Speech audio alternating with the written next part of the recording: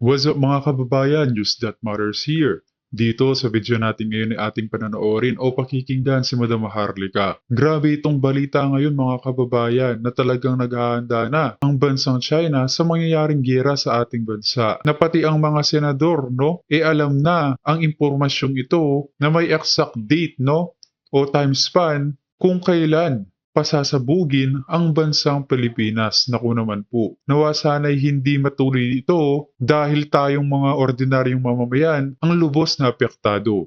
Pero bago ang lahat mga kababayan, huwag niyo po sana nakalimutan mag-like at subscribe para updated ka sa mga uploads ko araw-araw. At yun na nga no mga kababayan, diplomacy lamang naman talaga ang gusto ng mga China na magkaroon tayo ng peace talks pagdating sa West Philippine Sea tulad ng ginawa ni Tatay Digong. Ngunit bakit hirap na hirap itong si BBM na ibigay yon na mas gugustuhin niya pang mapahamak ang milyong-milyong Pilipino kaysa pag-usapan ito ng maayos? Grabe naman yan. Kung kaya naman hindi ko na patatagalin pa, heto na ang buong video. Ayan, ang Senadora Amy Marcos nagsabi na may 25 po na targets ang China. Hindi ito para takutin kayo. Ito ay para maging aware kayo. At dapat nga ang gobyerno ang nagsasabi sa inyo kung ano yung mga possible na mangyari para mapaghandaan ninyo. Correct. Kasi kung ako tatanungin ninyo, kung sinabi ni Senator Amy na mayroong 25 na target ang China at narinig ko na possible na magkakaroon ng bang-bang-bang at hindi yung bang-bang-bang na ganyan, kundi sisingutin mo lang, may statement po, sa papasok lang, si Senator Amy na mayroong 25 targets ang China. As a senator, responsibilidad niya at accountable siya sa kanyang mamamayan, sa bayan. Well, that's sign of transparency kasi naging transparent siya at least na sinabi na mayroong siyang nabalitaan o intel report na tatargetin ng China ang Pilipinas. When? Naku po! I don't know. Pero ayon sa aking information, merong timeline na September. But you'll never know. Hindi natin alam yung mga internal na awayan ng China at ng Pilipinas, yung kaletsya ni Kuti. Hindi natin alam kasi hindi naman sila nagsasabi ng katotohanan. Baka anytime, and I don't think ang kalaban, ito, make up your mind. Pag ikaw ay nakikipaglaban, hindi mo pwedeng sasabihin sa kalaban mo na, oh, sa September aatakihin kita. Eh di nakapaganda yung kalaban. Okay? Yun yung sinasabi sa atin ng informante. Pero, hindi ibig sabihin nun mangyayari sa September. Pwedeng hindi mangyari. O pwedeng mapaaga. Diba? But you have to get involved. Sabi ni Bantatao, you have to get involved. Pilipino ka di ba? Magtapang-tapangan kayo. Anong akin ng West Philippine Sea? Akala nyo, kaya ng bang-bang-bang. Akala ng mga dilawang utak at pinklawan, okay, na binubudol kayo ng pula at pink at ay magkasabwat na sila ngayon dahil protector na si Marcos ng mga protector na siya ng polboronic. Akala nyo siguro ang laban ay baril-barilan. Hindi na po, digital na. Meron tinatawag na command center. Okay. Hit that button. Papuntang Malacanang. I-hit mo sa ganito. Ilocos. Ayan, click na lang. Nuclear na eh. Hindi naman pwedeng lusob. Walang ganon. Tayo lang yung ganon. Kasi wala tayong capacity. At wala po tayong technology at all to counter yung kapasidad ng mga superpowers o mga bansa katulad ng China. And it's your call. Sabi ko nga, kung ayaw nyo pa rin kumilos, dahil sabihin nyo, ay wala yan, mahal pa rin namin si Kuting kahit siya ay bangag-bangag. Kaya sabi ko, it's your choice. It's not my choice, it's your choice. Anyway, pag nagkaroon naman ng launching dyan ng pagpasingot sa inyong mga pulahan at dilawan, well, kasama na po kayong lahat dito. Malayo kami dito sa Amerika. Dahil hindi naman ito ang target ng China. At bago pa ma-target ng China, ang Amerika, mahaba-habang travel yan, merong capacity ang Department of Defense o ang bansang Amerika to counter that para protektahan niya ang kanyang citizens. Ang Pilipinas, may power ba ang National Defense? Tignan mo nga. Wala. Iba-iba ang statement nila. Mga bangag, iba ang statement. Sa balita nga, Madam Maharlika, puro na lang tulong-tulong, no? Sa ibang bansa ang naha-highlight pagdating sa usapin ng giyera. Ano yun? Aasa na lang administrasyong Marcos na isalba ang mamamayang Pilipino pagdating ng giyera habang sila umalis na pa ibang bansa. Napaka-unfair naman nata nun. Ni Gibo, iba ang statement ni Tariela, iba ang statement ni Bangag. Sabog. Kaya ang ending ninyo, sabog din. Pag nagsingot kayo. Panigurado. Pero based sa statement ni Amy Marcos na mayroon din siyang information na tatargetin ng Pilipinas, 25 ang planong target. Hindi ba nakaka-alarma yan coming from the senator? Hindi na po galing sa akin yan. Kasi yung iba, ayaw nyo maniwala. Maharlika, maniwala. Di ba? Senador na ang nagsabi na mayroon pong 25, ulit-ulitin natin, 25 na tatargetin ang China. Sabi ko nga kanina, I don't think na sasabihin ni Amy Marcos yun para may masabi lang siya. At aalarmahin niya ang buong Pilipinas, buong bayan na kinoment na yan at sinabi niya mismo through video, hindi lang sa pagsusulat, kundi mismo sa galing sa bibig niya na mayroong 25 na target. Again, mga kababayan, kung sa bagay, kung ang motto ninyo, lahat naman tayo matitigi, then accept it. Accept your kapalaran. Lahat naman tayo talaga mamamatay, una-unahan lang. Kung ang kapalaran ninyo ay sumingot nitong hypersonic na to, then be it.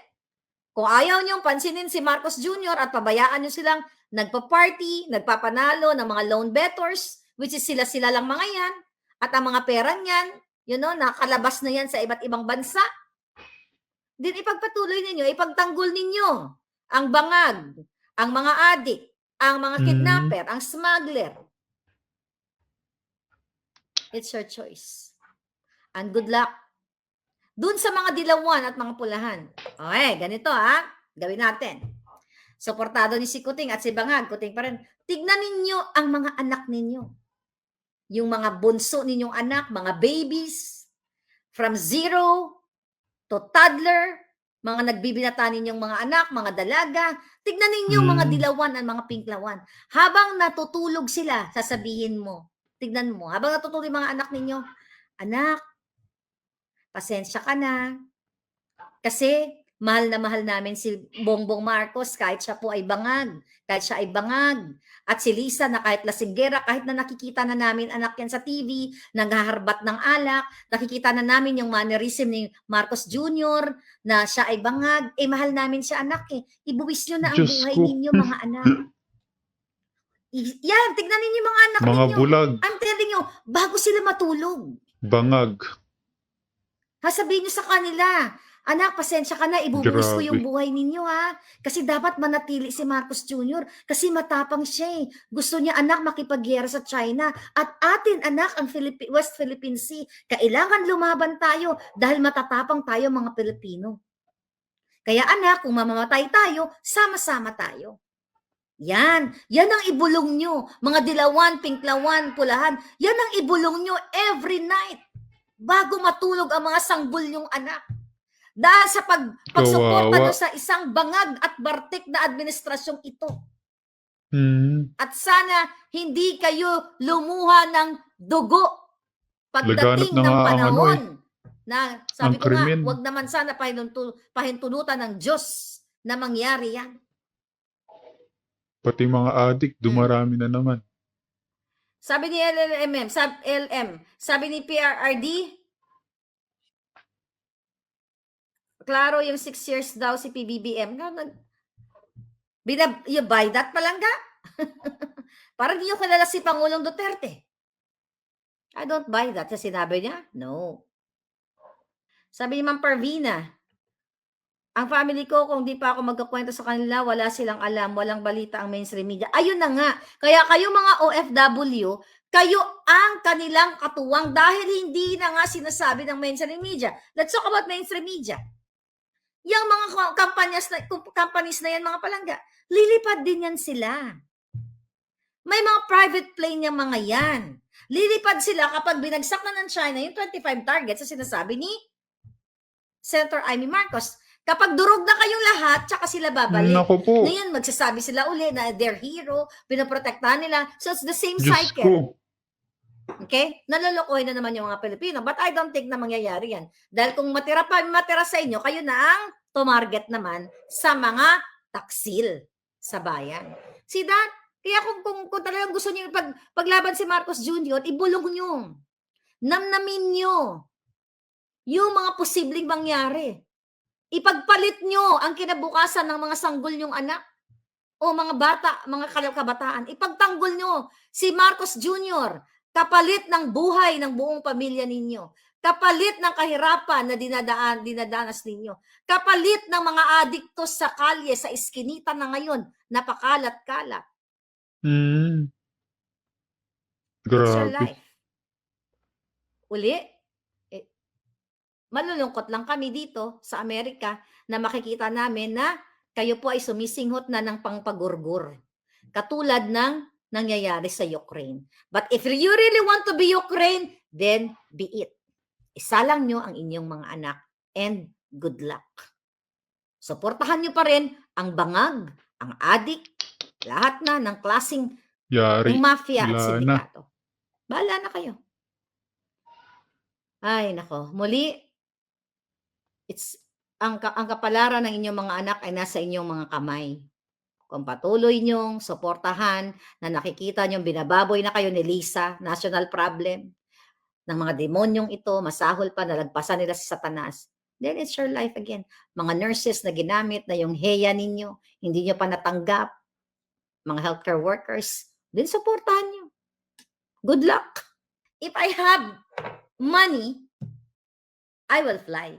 Kung meron akong pera, kunyari may mga anak ako, lilipad ako ngayon din.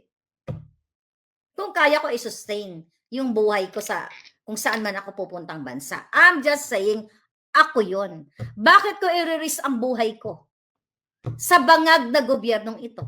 Diba, hindi mo alam kung ano ang direksyon. Dahil sa mga kasinungalingan. Ang mga pangako, katulad ng pababain ang presyo ng lalo na yung bigas na 20 pesos per kilo. Ang sinabi niya na kapag bumahing ang China at Amerika, mawawala tayo sa mapa. Kaya dapat neutral lang tayo. Diba lahat ng sinabi niya taliwas. So paano mo itatrust ang buhay mo dyan sa Pilipinas sa isang bangag na gobyerno? Tama. Paano ka maniniwala, mga palangga, na i-continue niya yung nasimula ni Duterte, lalo na po dito sa usaping pulburon, lalo na sa usaping peace and order. Kasi mismo sila ay kasabwat at sila ang pulboronic manufacturer. Paano mo aasahan si Bangag at si Lisa, sila mismo ay kasabwat ng mga manufacturer ng pulburon? Nasaan na yung 1.8 down to 1.4 na pulburon na huli sa alitagtag at protektado pa yung driver? Wala na. Wala nang ginawa ang Senado, wala nang ginawa ang Congress. Na yung PDEA leaks, yung pagsingot ni Marcos Jr., pinagtatakpan na ng kongresista at ni Senate President Escudero. So pinagtatakpan nila yung pangingidnap ni Lisa dun sa distressed mother, ay sa anak ni distressed mother. Ayaw pag-usapan, ayaw nilang pagmitingan dyan, o ayaw gawin ang gobyerno para mabigyan ng hustisya. So how can you trust this bangag? Kaya sabi ko, kung ako ay may kapangyarihan, kung ako ay may kakayahan, meron akong pera sa ganitong bangag na presidente, aalis ako ng Pilipinas bago pa makasinghot ng pulbura ang aking mga anak. Pero hindi nyo kaya kasi wala po kayong kakayahan. Hindi nga kayo makabili ng bigas.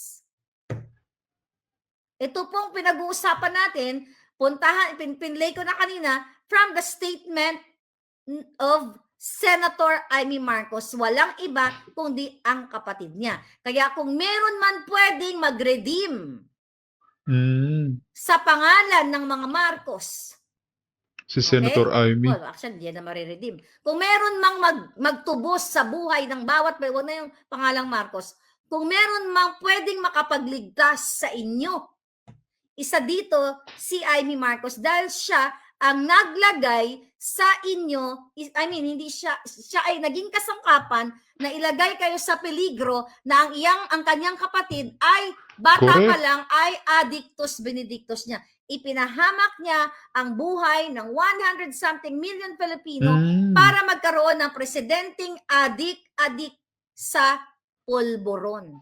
Kaya hindi rin maiwasan sabihin ng taong bayan na no to Marcoses na sa susunod na eleksyon. So kung gusto niyang tubusin ang kasalanan niya sa mamamayang Pilipino, kung ang inaantay nila ay June 30, this is the time now para sabihin niya sa buong mundo na ang kapatid po niya ay dumudugo ang ilong sa kasisinghot ng polboron. At ang asawa niya, ang sister-in-law niya, ay walang humpay ang pagnanakaw, pangkikidnap, lahat ng kababuyan sa bansang Pilipinas. At pag-acting presidente, nakita nyo naman sa Dubai, ang pagkukonsert, lahat ng kadyutahan ng mga buwaka ng inang ito. Kailangan mo, Senator Amy Marcos, pagbayaran ang mga ginawa mong pambubudol sa aming lahat na isinalang mo si kapatid mo na isa pa lang addictus benedictus. Kailangan mong tubusin ang mga kasalanan mo sa mamamayang Pilipino na ibabangon nyo ang mga Pilipino sa kahirapan. Yung pala, ilulubog ninyo dito sa polboronic or hypersonic coming from you. Ngayon,